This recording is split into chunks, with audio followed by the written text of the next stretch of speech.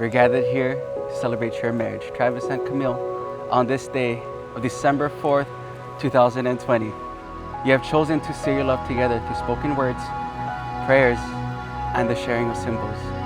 Live for your love, and your love will live forever.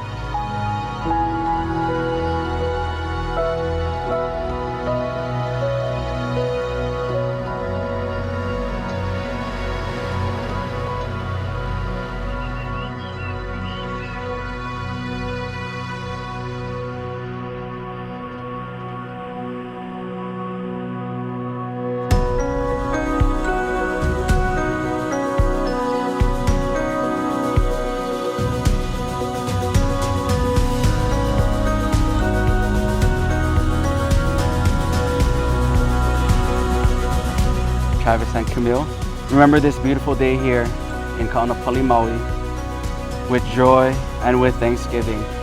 And may you live to love and love to live. So by the power vested in me by the state of Hawaii, I now pronounce you husband and wife.